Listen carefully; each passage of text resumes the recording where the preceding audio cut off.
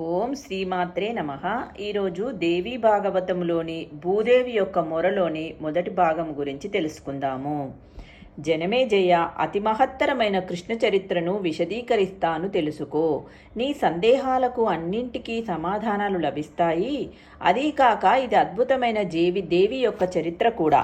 ఒకప్పుడు భూదేవి పాపభారాన్ని భరించలేక భయపడిపోయి దుఃఖిస్తూ దీనురాలై గోరూపం ధరించి దేవలోకం వెళ్ళింది. శక్రుడు ఈ దీనావస్థను గమనించి, ఏమిటమ్మా కారణం? ఎవరు నిన్ను హింసించారు? నీకు వచ్చిన భయమేమిటి? ఎందుకు దుఃఖిస్తున్నావు అని ఆప్యాయంగా పలకరించాడు. దుఃఖం ఆపుకోలేక భూదేవి బావురుమంది. శశీపతి, దుఃఖం ఎందుకని అడుగుతున్నావా? తెలియకే అడుగుతున్నావా? చూడు, నేనెంత భారాన్ని మోస్తున్నానో, నన్నెవరెవరు ఏలుతున్నారో గమనించు. జరాసంధుడు, శిశుపాలుడు, రుక్మిణి, కంస, నరక, శాల్వ, కేశి, ధేనుక, వత్సక ప్రభుతులు నాకు ఏలికలు. ముచ్చటగా చెప్పుకుందామంటే ఒక్కటంటే ఒక్కటి సద్గుణం లేనివారు, సర్వధర్మ విహీనులు, సకల దుర్గుణ విరాజీతులు. వీళ్ళు పరస్పర విరోధులు, మదోన్మత్తులు, కాలరూపులు, పాపాచారులు. నిరంతరం ఒకరితో ఒకరు కలహరించుకుంటూ నన్ను దారుణంగా హింసిస్తున్నారు. ఈ పాపభారాన్ని నేను మొయ్యలేను. ఏమి చెయ్యాలో, ఎవరిని శరణు వేడాలో తోచక, ఆత్మీయుడవు కదా, నీ దగ్గర మొరపెట్టుకుందాం, ఏదైనా ఉపాయం చెబుదామని ఇలా వచ్చాను. అలనాడు విష్ణుమూర్తి వరాహతారం ధరించి నాకు చేసింది ఉపకారమే అనుకున్నాను. ఇప్పుడు అనిపిస్తుంది అది ఉపకారం కాదు, అపకారమే అని. చిన్న దుఃఖం నుంచి పెద్ద దుఃఖంలోకి తెచ్చిపడేసినట్టయింది. కశ్యపాత్మజుడు దుష్ట హిరణ్యాక్షుడు నన్ను లుంగజుట్టి మహాసముద్రంలోకి విసిరేస్తే, శ్రీహరి వరాహరూపం ధరించి హిరణ్యాక్షుణ్ణి సంహరించి తన బంగారు కూర మీద నన్ను తేల్చి తెచ్చి స్థిరంగా నిలబెట్టాడు కదా. అప్పటి నుంచి స్థిర అనే పేరు నాకు దక్కింది కదా.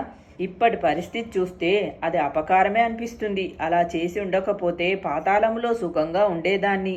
ఈ పాపాత్ముల చేతుల్లో పడి ఇంత పీడ అనుభవించాల్సిన దుర్దశ ఉండేది కాదు ఇంద్ర. ఈ దుష్టుల భారాన్ని నేనింకా మొయ్యలేను. 28వ కలియుగం రాబోతుంది. ఈ పాపభారం ఇంకా పెరిగిపోతుంది. ఇప్పుడు ఎలాగూ రసాతలానికి పోక తప్పదు. ఈలోగా ఈ దుఃఖ సముద్రం నుంచి నన్ను గట్టెంకించు, భారం తొలగించు, నీ కాళ్ళు మ్రొక్కుతాను. తస్మాత్తం దేవదేవేశ దుఃఖ రూపార్ణవ్యస్యచ పారధో భవభారం మేహర పాదౌ నమామితే. ఇంత దయానీయంగా భూదేవి అభ్యర్థిస్తే ఇంద్రుడు చలించిపోయాడు. అమ్మా, నేనేమి చెయ్యగలను? నీ బాధ తీర్చలేను, ఆర్చలేను. బ్రహ్మదేవుడు ఒక్కటే దీనికి సమర్థుడు. అతన్ని శరణు వేడు, నేను తోడు వస్తాను. పద, ఇదే నేను చెయ్యగల ఉపకారం అన్నాడు. దేవతా పరివారంతో ఇంద్రుడు వెంటరాగా భూమాత సత్యలోకానికి వెళ్ళింది. చతుర్ముఖుడు స్వాగతం పలికి కుశల ప్రశ్నలు వేశాడు. పొంగి వస్తున్న దుఃఖాన్ని నిబ్బరించుకుంటూ కడకొంగుతో కళ్ళు ఒత్తుకుంటూ భూదేవి బదులు పలికింది. సరస్వతీ వల్లభ, కలికాలం రాబోతుంది. చాలా భయంగా ఉంది. ప్రజలంతా పాపాచారులైపోతారు. పాలకులు దుర్మార్గులవుతారు. పరస్పర విరోధులవుతారు. రాక్షసులుగా మారిపోతారు. అన్నీ దొంగ పనులే చేస్తారు. ఇప్పటికే ఈ లక్షణాలు ప్రస్ఫుటంగా కనబడుతున్నాయి. నాకు భారం పెరిగిపోయింది, మొయ్యలేకపోతున్నాను. ఒక్కొక్కరికి ఎంతెంత సైన్యమని రాజులను సైన్యాలను సంహరించి నాకు భారం వదిలించు. ఇందుకోసమే కోరి నీ దర్శనానికి వచ్చాను. భూదేవి, ఇది నా వల్ల అయ్యే పని కాదు. జనార్దనుడే సమర్థుడు. పద, నేను వస్తాను. అతడిని అభ్యర్థిద్దాం అని బ్రహ్మదేవుడు హంసవాహనంపై బయలుదేరాడు. అందరూ విష్ణు సదనం చేరుకున్నారు. ముందుగా చతుర్ముఖుడు శ్రీ మహావిష్ణువును స్తుతించాడు. మధుసూదన, నువ్వు సహస్ర శీర్షుడవు, సహస్రాక్షుడవు, సహస్రపాదుడవు, వేదపురుషుడవు, దేవదేవుడవు, సనాతుడవు. భూత భవిష్యత్ వర్తమానాలన్నీ నీకు స్పష్టంగా తెలుసు.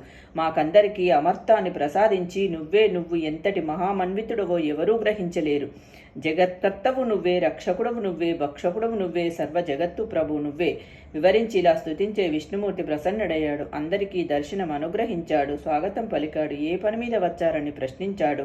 భూదేవి పక్షాన బ్రహ్మదేవుడే పలికాడు. దయానిధి, కలియుగం రాబోతుంది కనుక ఈ ద్వాపరాంతంలో నువ్వు భూలోకాన్ని అవతరించి దృష్టులను సంహరించి భూభారాన్ని తగ్గించు, భూదేవి ఆవేదన తీర్చు అని అభ్యర్థించాడు. అప్పుడు విష్ణుమూర్తి ఇలా పలికాడు. రేపటి వీడియోలో శ్రీహరి యొక్క పరాధీనత గురించి తెలుసుకుందాము.